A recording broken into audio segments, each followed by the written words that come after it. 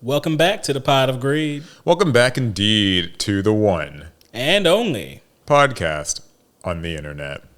Today we've got a special episode for you because this is Emptying the Pot, where we answer as many viewer questions that have been left in the Pot of Greed submissions. Literally impossible to answer them all. We'd have to shoot this like 17 times to do that. But we will answer as many as we can get to. Thank you guys so much for your submissions. And don't worry, next week we'll catch up on the... Actually, I don't even know because we'll have a guest next week. So it might be a little different, but we'll see. There'll still be some news, I'm sure. Yeah, like we just finished watching the State of Play. I know the Switch is coming out this week. I know there was one small Yu-Gi-Oh thing about the Battles of Legend kind of controversy. Like they had to push it back in some places. How are you going to call it small? How are you going to say small and then follow it up with controversy? That's true. It's like, that's kind of oxymoron. It's got to be a big deal. So yeah, we'll talk about all of that in future podcasts more, especially if new developments occur. But for now, this podcast episode is about you guys. That's right. We're doing you. Sound a little... Okay, so I guess we'll just take turns with the questions. Yeah, sure. You want to kick us off? Yeah, so I'll take the first one. Hi, Paul and Alec. Do you think... Hey. Do you think it would be a good idea if instead of banning cards, Konami would instead change card effects to make them stronger or weaker? Would this also be a viable method for controlling the power level of Yu-Gi-Oh? Sincerely, Mask Gamer 4. All right, Mask Gamer. I like the idea. I do think that would be a bit difficult logistically. Well, I mean, that's just errata-ing. Like, that actually already exists. It's like erratas, right? It is, but, Konami doesn't do those style of erratas very often. Like, actually changing the effects of cards, that's kind of rare for them. Yeah, I mean, so I think the best that you get with a system like this is erratas, obviously, like where maybe you can nerf a card to bring it off the ban list. Like Konami kind of tried that back in 2014, I think it was, when they did a lot of Ring of Destruction, Crush Card Virus, Brain Control. The thing is, though, in hindsight, that just ended up making those cards awful. Like, yeah, it's strange, right? Because now those cards are legal, but we wouldn't touch them with a stick. I think the problem that ended up happening was these were cards that were banned at the time, and they maybe in 2014 might have been too powerful to come off the list. So they nerfed them, but they really kind of were heavy-handed with the nerfs. And then the game power creep kind of just continued. And so now like those cards just aren't worth playing. Like some of them were kind of worth playing at the time, but they just ultimately ended up just like, yeah. I mean, Yu-Gi-Oh! In 2025 versus 2014 is a joke. Yeah. Now about your logistics angle on it, what was that about? So I thought logistically there might be a problem because, Konami is so used to the ebb and flow of managing the metagame. A deck comes out, it's supposed to be strong. It reigns supreme for about like 3/4 or the entire year. And then it has to be hit into the dirt so we can move on to the next thing. If instead of banging the cards, they errata the cards, we would have a situation where there'd be a very large amount of unerrated versions of those cards hanging around printing wise, that's a nightmare. It's like, sure, Konami can print the new errated version, but now there'll be this huge mix of unerrated versus errated versions. Some people will know about the errata, some people won't. The judges will have a headache on their hands, especially if it's multiple cards. Hurts accessibility a lot too. Like it just means like if I'm a new player trying to get in and I'm like, reading a deck list online, like what if when the card's literal power level shifts, that changes how many copies you're kind of expected to run in a deck. And so I'm looking things up online and it's like, oh, okay, I'm supposed to have 3 of this. Oh, no, you're actually only supposed to run 1 now because it got nerfed or changed or whatever. So, yeah, the idea is sound. And if this was a digital game exclusively, then it's easy. Like, digital games do this all the time. Just nerfs, buffs. It applies immediately and evenly to everybody, and, like, the game will just auto-enforce it. But, yeah, in the physical game, as nice as that sounds, I think that logistically, nightmare, honestly, like you said. And then also just literally, like, just card-wise, I'm just not sure like people want cards to just be changing effects. I think one thing Konami could do to alleviate that, because let's try and make it work, right? Konami could print like common versions of these errated cards and just send them off with like OTS kits. These aren't considered prizing. It's like you're supposed to literally you're supposed to have like literally 300 copies and just exchange of these errated cards, and you give them to people as necessary. That'd be interesting. I think that is actually doable. I'm sure someone at Konami would be like, "Oh, that's too much of a headache. It's too much trouble." But I do think it's your best possible, hope. And I think we could all agree it would be nice if when our deck's time in the spotlight was gone, we didn't have to lose our boss monster forever, or at least until power creep takes over. That's true. That whole like having to just hang up the deck type of thing. Like it's gotten hit, so we're kind of done with it. And I know this isn't a fair comparison, but I look at Cash Tier Arise Heart. I knew from the jump Arise Heart was overtuned, and it would just have to get banned out of existence, and that's what happened. And the day Arise Heart comes back, it will be bad. Not because the effect changed, but because Yu-Gi-Oh will be at some point by then. At some obscene point in the game where Arise Heart doesn't do anything. So yeah, but good question. Appreciate it. Just seems like it would probably not work out particularly well. Or Mass Gamer, not Mass Duelist. Next question. Konami has tasked you both to create a Yu-Gi-Oh fighting game. Who are the first 8 fighters/monsters for this roster? What does it look like? Hard mode, you cannot fill it with anime protagonists, /boss monsters. Okay. So yeah, we got to make a little base. We got to make a base roster. Okay. And no like Dark Magician fights. No Dark Magician. Junk Warrior. No Yu-Gi-Oh. No Yugi and Kaiba. Yeah, because I was gonna say the first thought that came to mind was like how Jump Force. Yeah, that's the managed it. Most objectively, it will be smart to fill the roster up with main characters and ace monsters: Yugi's, Kaibas, Jaden's, Stratos', Dark Magicians, Blue Eyes. Yeah, so none of that. But I will say one thing though before we get into our roster. I think that no character should be playable. I think that the character is, how like Pokemon Trainer works in Super Smash Bros? Yeah. Where he's in the background and you're like switching between them. It's like kind of a tag fighter. I think that should be the aesthetic. Like your duelist has got to be like in the background. You can select a character to represent quote unquote you on the battlefield, and then you select. It could be like a team-based fighter, like a 3-on-3 game where you select like 3 monsters to do the fighting. 100% for that. I'm with that. But okay, right, who's a roster of 8? Who makes the roster, but they can't be aces? So effectively, are we going to tackle this from a? I guess we could have different approaches, but like from a like monsters, they're just like TCG lore, like Sky Striker, Ace, Ray, like type of. Like Albaz, Ecclesia, like is that sort of what we're going for? I mean, we can pick those. I was thinking about filling the roles that are typically in a fighting game. Okay. So like the way I was looking at it, I was like, okay, well, who would be my like Shoto character? Your brawler, your zoners, and your like kind of there's some like grapplers. Because there's characters who are clearly fighters, right? Like you could just put like Jujutsu fighter and Karate Man. Half the Vanquish Souls, just throw them in. The Dino Wrestlers. You could just throw the obvious fighting characters in. But let's be creative, right? All right, Paul. I'm gonna ask you. So check it out. What would you use to fill the grappler role in their fighting game? I'm going to try to think of decks that I play because that's that's all that's usually on my mind immediately at any given time. So like right now I'm playing like Rescue Ace, playing Voiceless, playing I like Exorcister, Labyrinth a little bit. Ooh, maybe we should have you fill the role of the girl. There always has to be like the girl character. Yeah, usually like cute girl with big weapon. Which literally that's like Ecclesia. Like she has a hammer. She has a giant hammer. Ecclesia feels like she'd fit really well in a like Blaze Blue style fighter.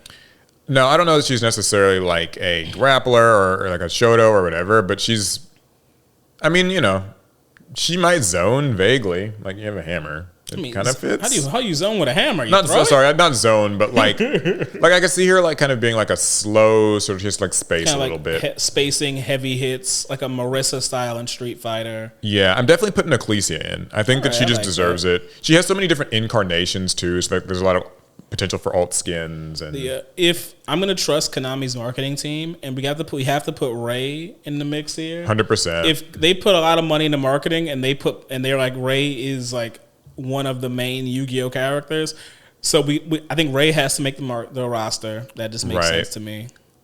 As far as she has a sword too. she has a sword, and there's always some like sword wielding character. Her supers would probably be her transforming into like her suits. Makes sense. That doing, like Afterburners is like a special. Okay, I'm going to propose Neptibus. Neptibus? I think Neptibus would be fun. What kind of a fighter would he be? The Atlantean. So I actually think that he zones because he has a weapon. He has his like Triana thing. Oh yeah, that he like throws the trident. And so basically, I'm thinking that's kind of what he's like tossing at the battlefield, and it comes back to him because like he throws some fish too, like some fish. He just throws fish. Yeah, I think that like Neptibus sort of feels like he'd be a pretty good one. He isn't actually terribly fast, but that's why he's like a zoner, so he's got to just keep you out. I don't know how you could kind of get some of the other like mermail and like Atlantean monsters in there, but I do feel like he just came to mind as like the one that fits the bill the best for me, and I kind of like the water deck. This one's crazy. I doubt many people would even think of it, but I want to put Zeus in this game. Double A Zeus, and I know a lot of people don't think Zeus would fit in a fighting game, but he just reminds me of like a Blaze Blue character, over-designed mecha thing. Yeah. You know, and like he just grabs you and then like zaps you off the map or something. Yeah, Zeus is a good one actually. I'm trying to think of like monsters that are like maybe staples that people play. I don't feel like any of the hand traps quite fit the bill because like they're just ghost lowly girls. Like it just doesn't seem. They feel more mascotty than fighting game character. Yeah, they might be like literally the referee in the background or something. But So do we have because we kind of have some brawler. We don't have like a direct brawler type yet, do we? I mean, like, how do you define like the brawler? Like who's like fighting with their fists? Fighting with their fists in this day and age of Yu-Gi-Oh? I mean, yeah, I don't know that there are that many monsters that are. Most monsters, I feel like they have like a weapon of some kind, like some staff or. Oh, speaking of weapon, we have to get Engraver in here. Oh, Engraver! Oh, how did I forget? Engraver would have to be in the game. Beansmith Engraver. He's literally got kind of the. What do you call it? He already looks like he's in a fighting game. Yeah, he's got the 12-pack and the fucking... What's the thing behind him? Like he's carrying... Him? Oh, the big coffin? Yeah, the big coffin or whatever. He would definitely be... He fits. He fits really well. Yeah, that's true. I'm trying to... Like, what are like... Ooh, Dia Bellstar could be like an assassin-style character. Oh, she's got to be in there, yeah. She's like kind of rogue-like. Dia Bellstar for sure. What else is prominent? I don't know very much about like Malice and Ryziel, like monster wise. So that's kind of tough. I know there's room for like a Malice style monster in a roster somewhere. Yeah, she'd probably be in there. I don't know which Malice form. Maybe the Queen of Hearts, that one. I can see like Access Code Talker. I don't know. The one problem with Yu-Gi-Oh monsters for these games too is like, I don't know monsters' relative sizes all the time. Oh, fighting games don't. Like I know fighting games, they kind of try to normalize it a bit. Sometimes you just. But like because I do think that like Access Code actually is like one of the cooler of the very few cyber sponsors I like. You know, he's one of the cooler ones. I could see him doing something. His roster's not big enough for both it and Zeus. That's true. They do kind of feel like they fill a lot of the same space. Oh, SP Little Knight. She's in there 100%. She literally has Shuriken. Oh, a ninja style. Or not Shuriken, but kunai. Yeah, kunai. Yeah, she's got like she'd literally be fighting. That's fair. Yeah, she'd be fighting. So, I know who our Shoto could be. Okay. The I forgot his name. Describe him or it or whatever. The Tenyi guy. Oh, just Monk of the Tenyi? Yeah, the Monk of the Tenyi. Yeah, Monk of the Tenyi. Simple. I think we got like 8 there. 8 or 9. Close enough. That's our Yu-Gi-Oh! Fighting game. I'm with it. All right, here's the next question.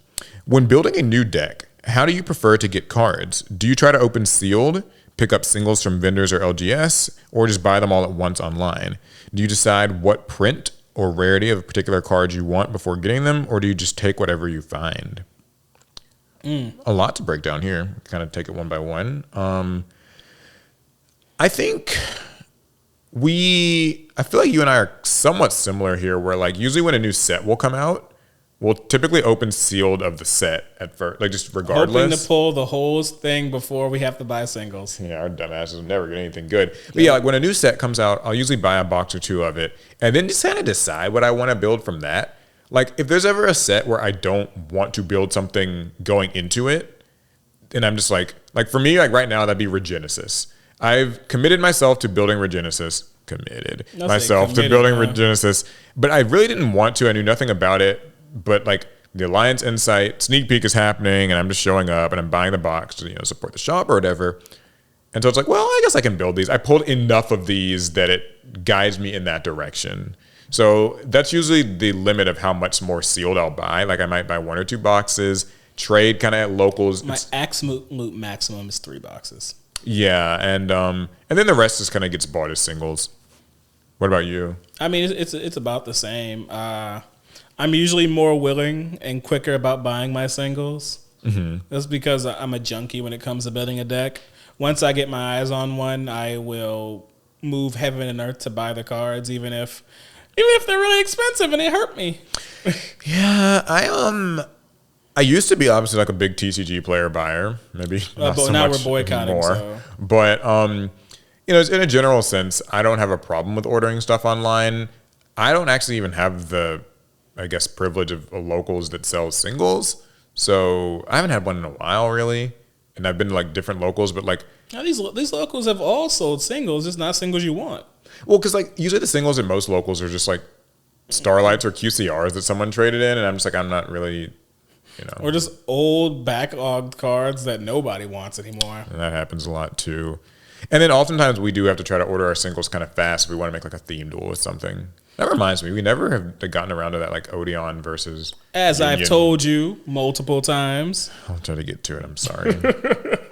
Yeah, that's pretty much the process. And rarity wise, what do you go for? Whatever. Basic I can get my nerd hands would on. like to know. Whatever I can get my hands on. So you're indiscriminate about your rarities? Like I wish I could be more cavalier with my finances, but boy, sometimes it costs too much just to build the base deck. I have a weird thing with rarities. I don't really care what rarity I get immediately. Half the time you don't even get a choice. Like if it's like a new archetype, then it's just the rarity that it's in.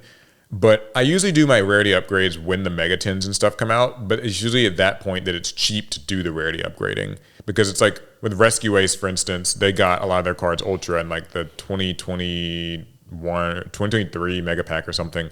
But like all those Ultra upgrades are like 15 cents at most. So I'm rarity upgrading to kind of make it more consistent. But it's also at a period of time where like no one wants them anyway. So I'm just kind of doing it for my own pleasure. Fair. Thanks, Basic I'll probably Nerd. get rarity bumps once the Diabell Star stuff is hit and useless. Yeah. Maybe it won't get hit. I mean, it's already kind of been power crept. That's a problem too, then. That means the prices won't fall much lower. Yeah. Fun. All right, next question. Have you ever considered doing Time Wizard content on your YouTube channels? What did it do? I lost it. Yeah, I've certainly lost it. I don't know where it went. Here we go. Have you ever considered doing Time Wizard content on your YouTube channels? And if so, what made you decide not to? I mean, if not, what made us decide not to? Okay. Could I raise the argument that like we almost already kind of do Time Wizard content? It's just not like formal. Yeah, we don't do like formal Time Wizard content. Maybe not the type that gets called in YCSs, but we stay. Yeah, I mean, when we're doing like retro rivals and we've played some stuff. old Yu-Gi-Oh! Rare Hunters, it kind of feels like that. But I think the major reason why we don't do Time Wizard content is our number of Time Wizard decks. Paul, how many do you have? Yeah, I don't have any of that built. There we go. That's why we don't do any content. I know the easy answer would be, okay, well, like build one. My reason why I don't actually want to do too much like Time Wizard stuff is I feel like it's kind of been explored a lot on YouTube, particularly like I'm thinking GOAT, Edison too. And maybe the more like snotty personal reason is because it's been explored a lot. One of the fun parts about playing like retro rivals or like Rare Hunters or something like that, or even just like a kind of random mystery box thing, is that you can't really like play the decks right or wrong because we're just kind of giving crap. And it's a format that really doesn't have like rules or a metagame. Yeah, because when there's a metagame, then you get comments where people are just like, oh, you're supposed to play it like this. And it's like, well, the optimal line. Yeah, here's like kind of the optimal way to play it or the optimal way to build it. And that crowd of people shows up so fast. It's like, flies to turds. It's one of the reasons why we don't do a lot of or any like meta gaming content in Yu-Gi-Oh! Because now you have to dot your I's and cross your T's. Or it invites so much criticism and like we're just not really about that. Like whenever I read comments like that, I always just like have to restrain myself from being like, we're just like playing these duels kind of just for fun and like just for ourselves. Like we're not, I'm not really trying to like teach somebody how to like best play the Mermail water deck. And I'm also not trying to like, if I like play the Mermail Atlantean, water pile, I'm not trying to like hand loop somebody. Right. But then like if I make that a video, like, like the Atlantean versus the Fire King deck, it's like, oh, you were supposed to have made Abyss Dweller here and use Abyss Dweller's effect so that the Fire King opponent can't activate anything on his turn and then you'd win. And that's what you're supposed to do. And it's like, okay, great. Then the video's over and nothing happened. So maybe I'm like choosing not to do that. So I find that making YouTube content, especially with Yu-Gi-Oh, is hard enough. But then also trying to play Yu-Gi-Oh decks in an optimal manner where we won't get as much criticism, it's pretty much mission impossible. So I'd rather just play absolute nonsense where the worst that can happen is we actually just resolve our cards wrong because we're stupid and don't read. Yeah. I don't need people, saying, oh, the optimal play was this. Well, no one knows the optimal play is. You couldn't even see my hand. Yeah, which by the way, sometimes I do feel like people will say like, oh, this is how you're supposed to resolve this thing. And it's weird because sometimes I'll read stuff while I'm dueling and it's just I just fuck it up anyway. It just happens when you're recording.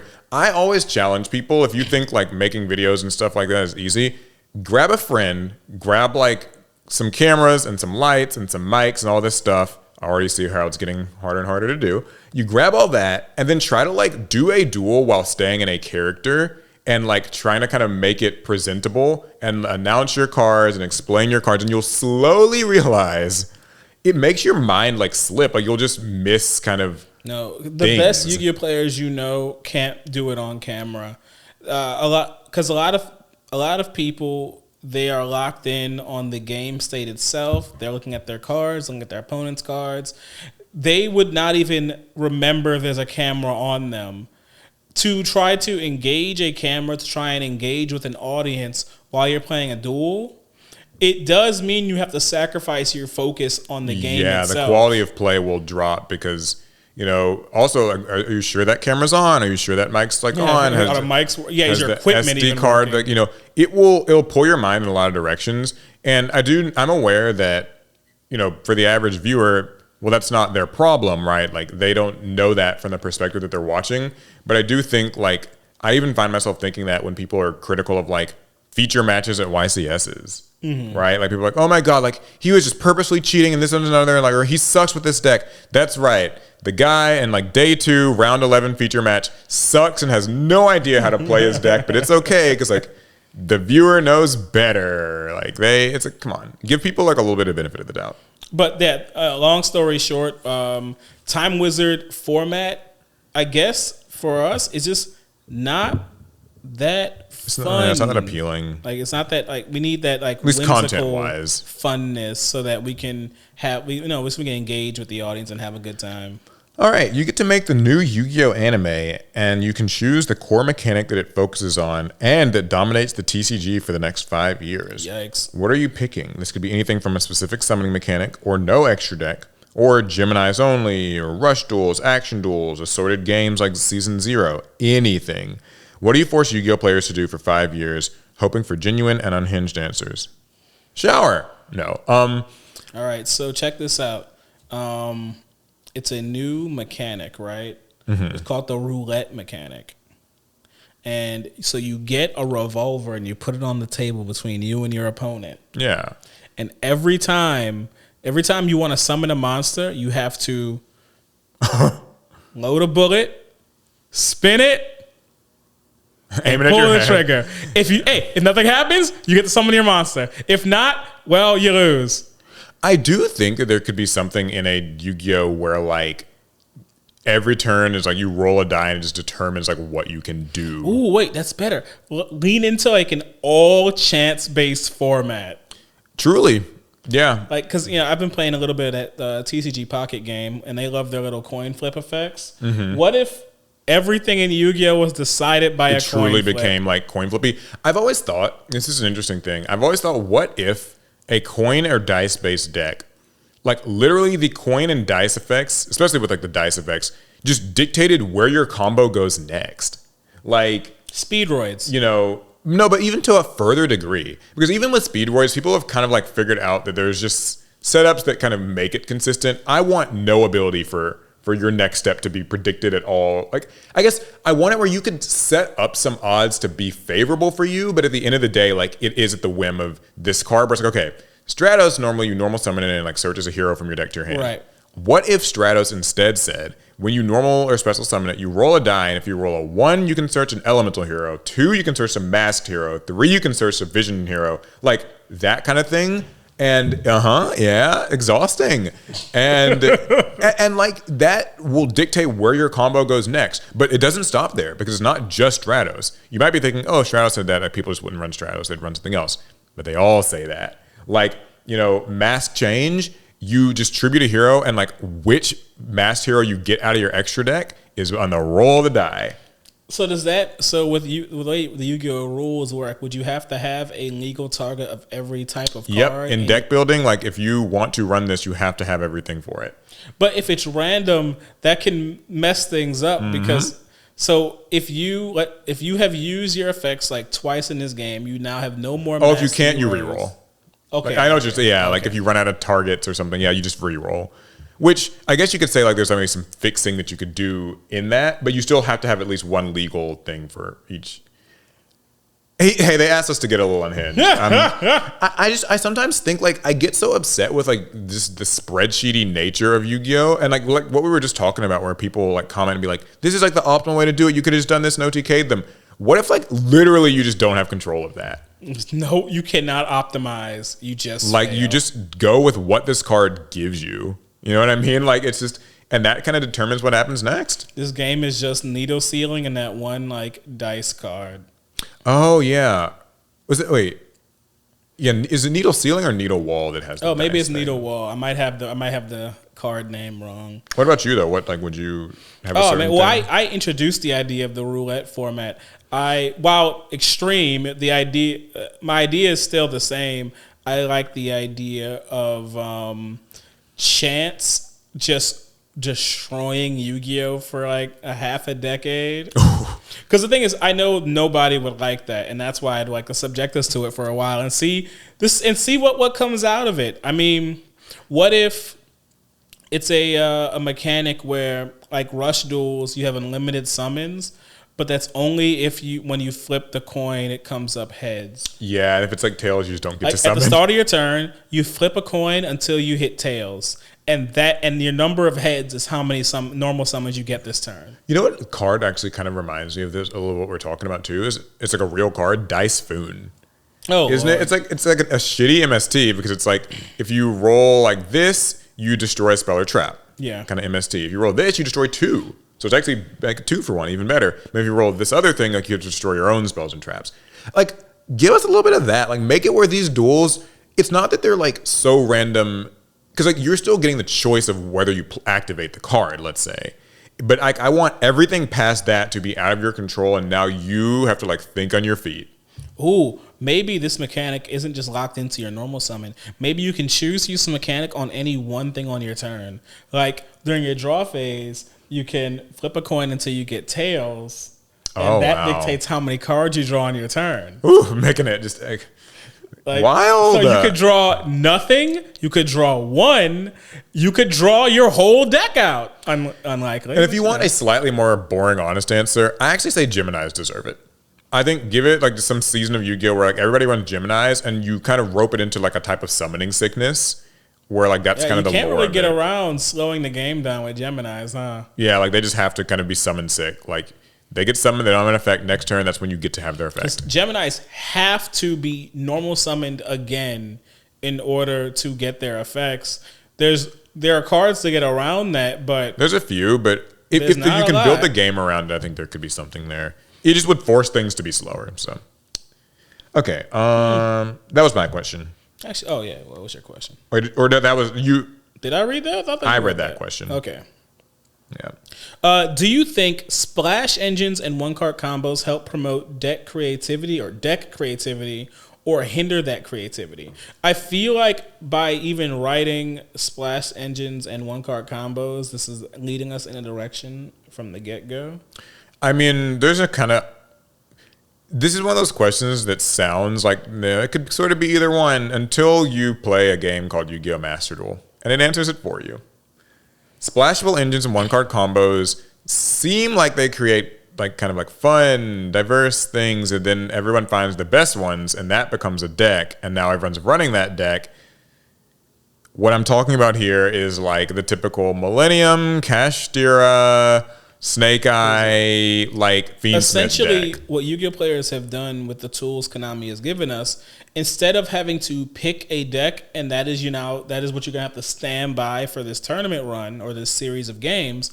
You just take all the best parts of a bunch of other decks and put them together. That way, you don't have to choose. You run them all together, and they work way better together than they probably should.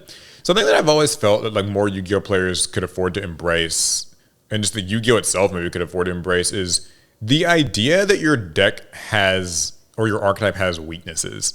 Like, there's kind of this expectation, I think, in modern Yu-Gi-Oh! That like every archetype, or just every deck, we'll say, can just do anything and deal with any situation. And my hot take is like, maybe you shouldn't be able to. Like, let's say that your opponent uses, like, some archetypes maybe just don't have built-in spell trap removal, or some don't have non-destroying removal, or like this deck is not good at like getting over a certain amount of attack points, or just like there's kind of this idea that like, you know, if a card gets banished, well, every archetype has to have a way to get their banished cards back. So it's like, well, then what's the point of like it kind of undermines what it means for a card to be banished if decks just have a built-in way to get their banished thing back. It takes a different approach to like looking at Yu-Gi-Oh! But I think decks should have that kind of like, there's some things your deck can do well, and there's some things that can basically barely do at all. And and matchups follow that trend where like there are going to be some matchups that, because of the nature of how your deck works, it's like I'm playing a tier deck that's got a bunch of like mill cards, and I play against a Lightsworn deck. Well, lo and behold, that's probably not a great matchup. I'm helping my opponent. I'm helping my Lightsworn, like, you know, person sitting across from me. But conversely, there will be like decks that were like that's not the case. You know, like I don't know. This actually made me think about one of the common criticisms of GOAT format, because you know, back in those days of Yu-Gi-Oh, we didn't really have archetypes, and so you built your deck of pretty much all the very best cards in the game. So it was a very monolithic format where decks were comprised of like 60-70% the same exact cards. And funnily enough, that's kind of similar to what our modern game has become. Yeah. You see a lot of the same engines, the same hand traps, the same sideboards in so many decks. In a weird way, we've kind of moved back towards a GOAT format style of deck building where you just kind of run all the best cards and here's call what it it a comes day. down to. This is a game where someone's got to win, someone's got to lose. That's every game. Yeah, or I mean, I guess some games are just like, here, you all just get to the goal together. You know, when I initially read about Orkana, they made it sound so friendly and fun. I was like, so at the end of the game, do you and your opponent just like hold hands and skip out of the shop? Yeah, you hug and you just. But no, like I think to me, what basically it comes down to is like, if people are given a lot of options, the best options will rise to the top. So by creating archetypes, you can at least sort of give players more like opportunity to silo themselves off and like pick an archetype and, you know, go with its strengths and weaknesses. But yeah, like to answer the question, I think when you have like one card combos and you just have like stuff like that, yeah, it will ultimately hinder creativity. There will be creativity at the very start as everybody scrambles to find the best things, but then slowly quickly that creativity will dwindle as the best decks are just run together. So next question. This is from Blue Yeti. What's the point of... That's the name of a mic, is Blue Yeti. What's the point of buying boxes when you can buy singles? There is no point. It is objectively correct to buy singles. Yeah, and we could end the question there. But here, I'll give it a little bit more. Alec is right. There is no reason to buy boxes. You should always buy singles. You have to be irrational not to. And by irrational, I mean you have to either A, enjoy opening boxes, like maybe just the experience of taking packs and like ripping them open and just getting a dud, getting a high dollar card, the adrenaline and the fun, the dopamine. That's not rational, but it's fun. Or you have to be empathetic. By empathetic, I mean you want to help your card shop out by buying the sealed like box that they are selling to you and were provided. Those are the only two reasons, really. Like, it's just either some fun for yourself that's not necessarily like well advised, or you're willingly kind of choosing to, because boxes aren't worth it. No, like they're oftentimes too expensive for what you're actually going to get out of your box. The Yu-Gi-Oh players typically only have a few cards on their minds when a new set gets announced and released. So most of the cards in that box are probably just useless to you. It is objectively not a great idea to invest in boxes. Now, others types of sealed product is probably a little bit better. Structure decks, I think, are fine. Even like 3 to 4 blister packs, I feel like that's fine too if you want to have the sealed experience. It's less of a money sink that way. Yeah. But boxes have these MSRPs, and sometimes shops even higher than the MSRP. And even at MSRP, boxes don't make a whole lot of sense to buy. You don't get an extra reward of buying a box versus just buying the singles that you want. We don't do box toppers in this game. You can still just buy a Starlight Rare, and you'll probably spend less money buying it than trying to pull it out of a box. You'd have to buy at least a case to have a fair enough shot. I mean, it's kind of funny because if you want to like really abstractify it, it kind of just comes down to like logic versus emotion.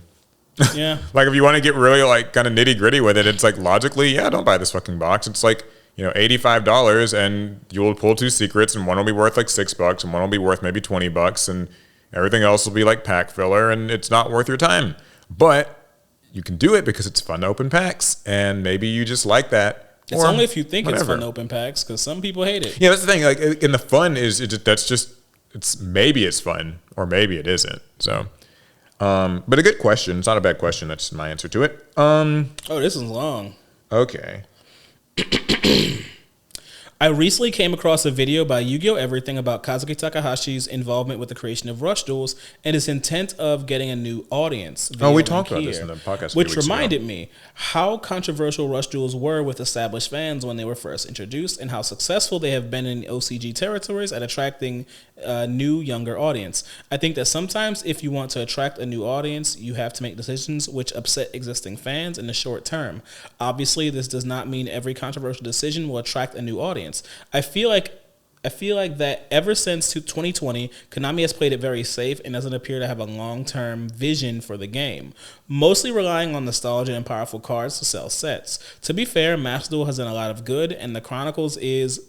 an attempt to utilize more recent parts of the brand. Discuss. All right, so this is less of a question and more so just a prompt for us to discuss.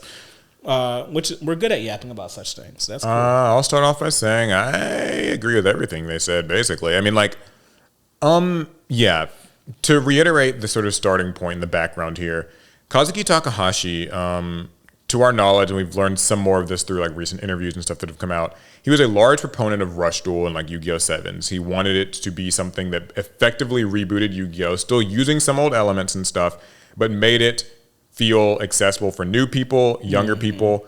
And a sort of little known thing is that he was always this way with Yu-Gi-Oh! He always felt that it would need to like, kind of refresh itself, pull new people in. He was actually a big part of the design of Yu-Gi-Oh! Zexal, allegedly, where like he wanted the character to be he wanted the main character to be younger. He wanted them to be like seen as like, Yuma is not very good at Yu-Gi-Oh! And grows to be, or Duel Monsters, and grows to be good at it, because he felt that would resonate more with kids and youngsters, and he knew that like if Yu-Gi-Oh! Wants to be just, popular forever, you're going to have these sorts of reboots scheduled in. So I agree with that, and I think that like when you look at how people react to that stuff, this person's right. Like, you do sometimes have to kind of upset some current fans in the short term in order to best set yourself up for like long-term viability. I mean, because the fact of the matter is, a bunch of us old fogies, like, we're not bringing in new blood to this game. We can only have so many kids, and if you're playing Yu-Gi-Oh, you definitely only have so many kids. So we can only bring so many in ourselves. So to some degree, Konami has to, or not even Konami, but like Shueisha has to reimagine the brand for this next generation of children. And they're not us. We are old. We are already set in our ways. We don't like their new anime. It's too colorful. They're too young. They're too optimistic. It's too fantasy. Yeah, they still have hope in their eyes. I want to see the hope drain out of the main character's eyes in episode 2. It's interesting. Somebody actually left a comment on a video of ours recently where we were kind of talking about this topic. It might have been the last podcast where we did, where the mystique that a lot of people yearn for, like, people are like, oh, like the art in Yu-Gi-Oh's gotten too kiddie or too anime-ish. I liked when it was kind of more eldritch horror vibes. Young Japanese kids aren't resonating with that stuff as much, actually. They're resonating more with like kind of anime waifu girl and like mech suit thing or whatever, a cool fighter guy from an anime, but like that stuff isn't, that maybe is what drew us in, and maybe, tastes and preferences were just different in the early 2000s. But yeah, like, I think that's true. It is like, to get to the point though about, has Konami been playing it safe? Yeah, for sure. I mean, Konami has definitely, the card design is really to capture our current generation, a bunch of like late 20 and 30-year-olds. That's why I think the characters kind of have, even though they're more anime style, they're more mature in their appearance. You don't really see like kid cards in Yu-Gi-Oh anymore. Like, Albaz is probably as young as cards get now. I mean, yeah, I think it's also something where like Rush Duel does not get enough credit because many people don't want to give it a try. I think it's just like, it's dumb. It's just a spin-off. It's just for kids. But like, I think they've done a great job of taking some of the old elements of Yu-Gi-Oh and like reimagining them. And then also just introducing fun new things. And the art's a little bit brighter and it's like a little bit cleaner and more like just, And they don't use our Yu-Gi-Oh as a crutch. Mm-hmm. They didn't launch Rush Duels out the gate and it's Yugi versus Kaiba again. No, it was Seven-Drop Magician and Dragius. It was Yuga and what was that guy's name? Luke. Luke, thank you. Luke had the... Like, it was Yuga and Luke. These weren't the characters that we knew. These weren't the monsters that we knew. But they were like, oh, but now we're going to sprinkle a little bit for you old heads. There's Legend Blue Eyes White Dragon. Yeah, like Cyber Dragons and Harpy Ladies and stuff still made their way in. I think that it actually, abstractifying this maybe even more, is a lot comes down to how self-aware can you be as a fan of something. I think for a lot of people who are fandoms and like these fandom communities, it's hard to, when you're in the bubble, can you see the world outside of the bubble? No. Yeah, and yeah, the answer for most people is nope, can't see it. Yu-Gi-Oh needs to cater to me forever. Yep. They need to go back to whatever it was that I liked and whatever got me into it, and that's the only way. It couldn't be any other way. Anything else will fail. But the honest truth is that like Rush Duel, while maybe some devout fans might not like that aesthetic and stuff, has been really popular with the kids in Japan. That's what I've heard. And it's really popular with me. Yeah, and Alec likes it. He's one of the weird 30-plus-year-olds who likes the Rush Duels. I am. I think I like it because I hate it, if that makes any sense. It's like you're almost like maybe you grew to like it in a sense or something. I kind of forced myself to like it. I was like, this is not the Yu-Gi-Oh I know or grew up with, but the Yu-Gi-Oh I currently know is showing its age, so I have to like Rush Duels. And I do think, like, we've talked about how not having a currently running anime, basically what a lot of the cards are doing now is just Konami uses strong new archetype to sell a set and then just like run back to nostalgia, give an old anime character some, here's Raid Raptors, here's new Yugi deck, like whatever. It's not bad. I think to that 30-year-old crowd, it's perfectly what you want. It'll You can keep me inside and away from socialization for a few more years. But yeah, like it gets into that territory of like maybe Physical Rush over here could be a good thing or some other type of reboot. But anywho, great question. There's been a lot of talk over the years that pendulums are what ruined Yu-Gi-Oh! Honestly, I think it was hand traps, quick effects, and maybe in-archetype searchers. How do you guys feel about that theory? So, this one's tough. Pendulums were the most obvious thing to harm Yu-Gi-Oh! I think what you're describing is like these general like power creep signifiers that have happened over the years. And you might even be getting at that archetypes in general are what killed Yu-Gi-Oh! Because how do you make an archetype worth it over a pile deck? Well, consistency. How do you get the consistency? In archetype searchers. Yeah. Like when GX made archetypes, they didn't have searchers. And that's why we didn't play them. I mean, we did and we lost, but you know, when those early GX sets, the archetypes are horrible because there was no consistency. Yeah. I would say that this, I guess I'll pull out my Jordan Peterson bag. People who watch that person will know. What do you mean by ruined Yu-Gi-Oh? Because basically ruined Yu-Gi-Oh, I think there's like an optical answer to it, and then there's like an in-game answer to it. Optically, I think Pendulums did not do Yu-Gi-Oh many favors. I think like to the outsider looking in, Pendulums looked like what monster spell, like a half monster, half spell, weird like blue and green, like these scales and the zones and blah blah blah. We've gone over this at length. I think like to an outsider that probably made Yu-Gi-Oh look much more like complicated. And then you add in like Endymion, the Mighty Master of Magic, sets the record for most amount of cards on a double text box. Crazy thing. Internally, it's a much murkier answer. I will say that it's everything. I think everything that you mentioned is part of it, like hand traps, quick effects. But here's the thing. All of that stuff existed in Yu-Gi-Oh! Largely from the start. Like a few exceptions, but those still came early on. Like nobody saw Effect Veiler as a problematic card when it came out. Yeah, Max C was not run. It's funny, yeah. Like Max C was considered quite a fringe thing. Like, maybe you side it. Even Effect Veiler was that way. I remember this time, like I played through the Yu-Gi-Oh! Where people were kind of like, "What's like the point of a card like this?" And innovative people, kind of pioneers, were like running it and taking the risk of like main decking Effect Veiler. This card just auto neg ones your hand, and that's like 2009, 2010, 2011. But hand traps weren't that useful until we had in-archetype searchers and quick effects. And then same goes for like even with in-archetype searchers, we've had things like Gravekeeper's Spy kind of counts as like an in-archetype searcher, and that's an old ass card, right? That's true. Like you could even extrapolate and say like Sangan searched so many things that it's you know what I mean? Like it's kind of like that. Well, okay. But also searching so many things means it's definitely not in archetype. It's not in archetype, but like the game is its archetype, The whole game. Or well, I'll use a better one. Elemental Hero Stratos. Like I don't think anybody's pointing to Stratos as like the problem here.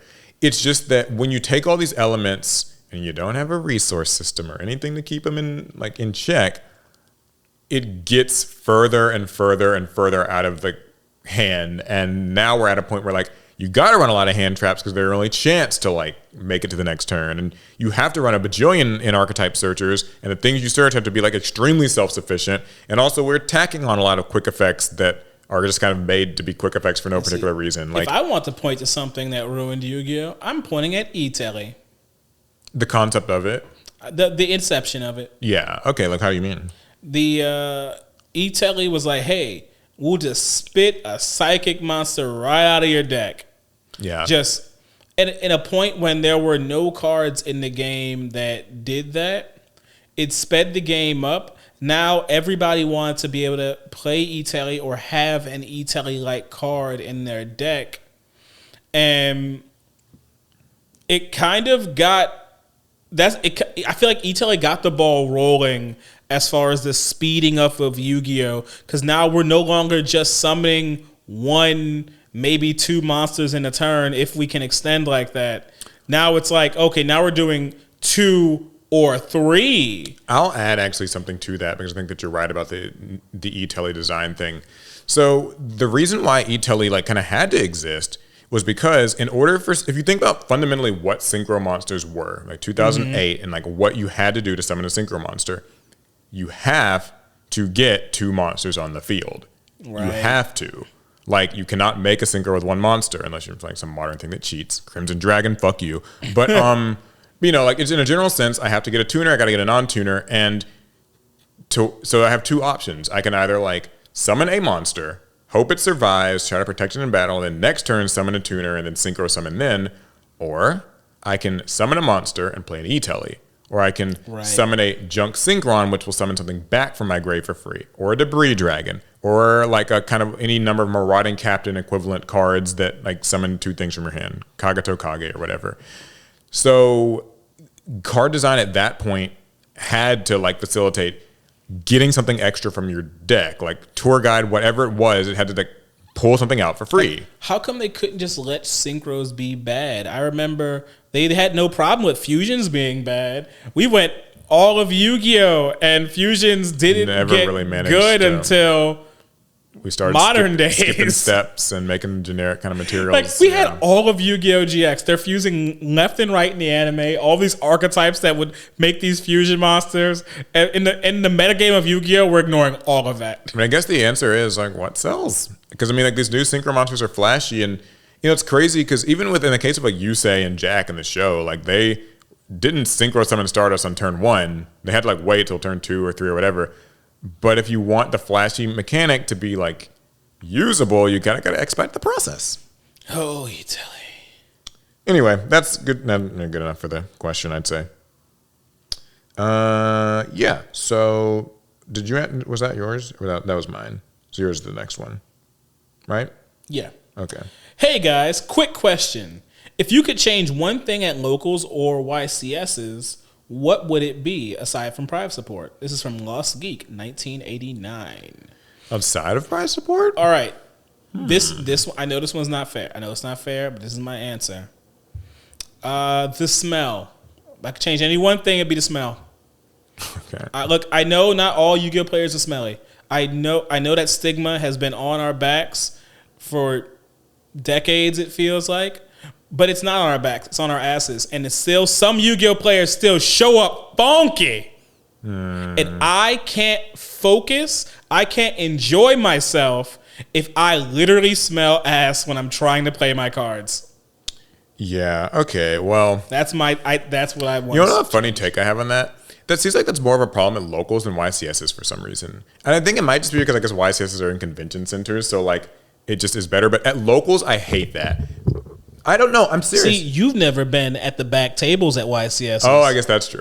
Yeah, because I've smelled it at YCS. People at table 500 are a little different. Now, all right. To be fair, to any modern people who play in YCS, I have not been to one since pre-COVID. So maybe it smells better now. But when it wasn't, what would your answer be though, if it outside of just like the way people, you know, taking showers or not? Like, what is there something like that Konami can like do or whatever? I would like Konami to go ahead and install bright white balanced lighting in every venue. There's nothing I hate more outside of smell than not being able to read cards because the lighting is unequal or it's that kind of yellowish light that messes with my eyes. Look, for me, it's all about comfort when it comes to playing cards. Yeah, so you're taking, I guess, more of like the logistics. Yes, I either like clean up the smell or nice, bright, white lighting. Yeah, you got to be comfortable while you play your games. Okay, well, I'll just say, I think that Konami should, this is chaotic, bring back that like weird like sealed draft thing that they were doing for a bit. Like, I'm telling you, man, I don't know if it's just because like I'm a Yu-Gi-Oh old head or something now, but like I want chaos a little bit. Like so what I'm talking about is there's a time when like if you made top cut at a YCS, you had to suddenly play Battle Pack. You put your deck in your bag. Yeah, like you had to like put your little like $800 deck away. That's gone now. It's gotten you here. That can go back in the backpack. We're gonna give you some Battle Pack and like you guys are going to draft this, and the top 64 or 32 or whatever are going to play out with Battle Pack. And it just puts your immediate deck building skills and like your kind of ability to play within this pool of cards to the test. I think that people obviously didn't like it for a reason. Like, you know, I've spent $1 bajillion to make art right here, and this feels like it's random and all this stuff. But I think we should bring it back. I just, like, it's not a flaw. Like, battle packs they're pretty well made. It's just I know people don't want that volatility. That first battle pack though. Yeah, that's true. Battle pack 1 was probably not the best. It had a lot of banned cards in it, and it was swingy. You could do your draft, not have anything too crazy, and your opponent graceful charities you, pot of greed you, and summon the like heavy storm and all these, you know. So that's true. But like, if you do it with like Battle Pack 2 or 3, I mean, there are better. Those are way better balanced.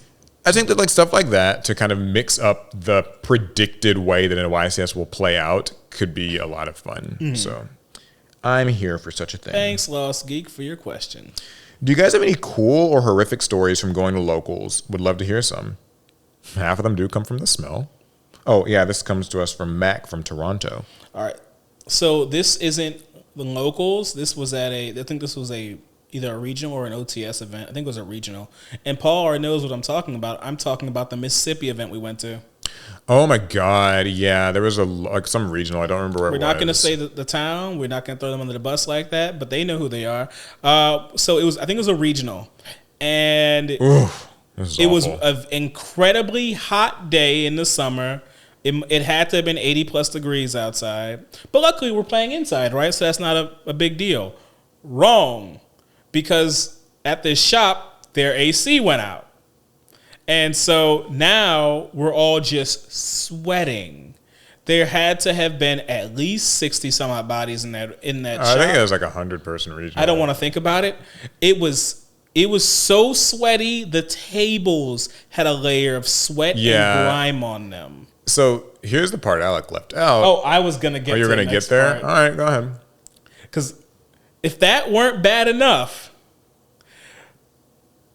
the toilet in the back of the shop overflowed because of the constant bodies running back and forth. Yeah, they messed up the toilet or something somehow. And now there is a layer of like water. No, we're thankfully calling it water isn't fair. I'm gonna call it like grime because we're trapped. There's like slight dirt from on our shoes. Dirt from shoes. Thankfully, at least the water wasn't like used like toilet water or whatever. But it might as well have been because like once it got under the tables, it was kind of brown and like there's probably some grimy sweat mixed in there. I remember after one round, I dropped a sleeve. I dropped one card. I was like, picking my deck up after a round, and like it hit the ground, and like I just had to it was hard to even scrape the sleeve up off the floor, and like I picked it up and just got grime on it. And another thing at that event too is they had to hand out paper plates to people to just fan themselves because that was all that we had, and like you want to talk about some sweaty yugioh? That was the epitome of it, and the crazy part is, we were in for a penny and in for a pound. We played that regional. We played. I mean, I think that we were driven there or something with some, like we weren't the people who drove there maybe. So I don't think we could leave if we wanted to. Because it was at, 4 or 5 of us? Maybe. Somewhere I don't know. It was something. It was a group. So, when you're at an event with a group, just because you want to leave doesn't mean you can leave. Now, I will say I did drop.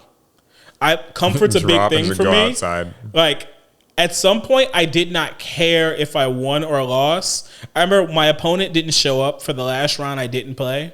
And they didn't show up because I guess they dropped. I told the judge right there, I'm dropping too. And then I went outside to go suffer in the heat because at least... It's like air. At least there's air out there because it was just bodies. I will add my quick... fun story I had recently at a YCS. I was at YCS Houston, and at the end of round 1, someone pulled the fire alarm. I don't know if it was actually somebody at the YCS. It might have been somebody in the building itself because there were other events going on in that building at the time, and like everybody had to evacuate and go outside. And I have no clue what happened with like freezing play or whatever. Like I would assume because like the whole building had to evacuate. So I would assume if that happened, people would just pick up their cards and go. I would not want to leave my cards on the table. Absolutely not. Because like stuff's going to get stolen. So I don't know like when people got back in how the time extension worked. Did you replay game 3? Like, I wasn't playing in the event, so I didn't really know, and I guess I didn't want to ask anyone. I would tell my bro, like, look, bro, it's game 3. I'm about to open my hand. If it's a bad hand, I'm gonna send you a text, and you know what to do. Right, pull the fire alarm. You know what to do. So, just to be clear, guys, I would not do that. That will be cheating, and that's worth banning in the Konami sphere. And while I don't go to many events now, I'd rather not be banned. So just know I would never do that, and I don't endorse doing it. Format change idea. Both players have a summon phase where they both summon what they can, no interruptions. On effects that can activate are ones that summon or draw. Next phase is the set phase where any spell and traps are set, no activation. A battle phase occurs. After that, whatever the game board is, players play normal Yu-Gi-Oh! From there. Thoughts? This is from Dre. Okay, I see what they're asking, or suggesting, I guess. So this reminds me of, I forget what that what it's called in chess, where basically both players just set their openers up. Instead of, like, you know, going turn by turn, I move my pawn this way. And they do just put their openers on board, and then they start the game from essentially mid-game. I actually kind of, it's that, and I also sort of saw it maybe as something like Star Wars Unlimited. I don't know if there's like a perfect analogy for it, but like the game kind of plays in phases, and like we literally like take turns, and in those phases, like I can't do anything to you, you can't do anything to me, and then like we kind of have a battle where it all plays out, and then we reset and kind of do it again.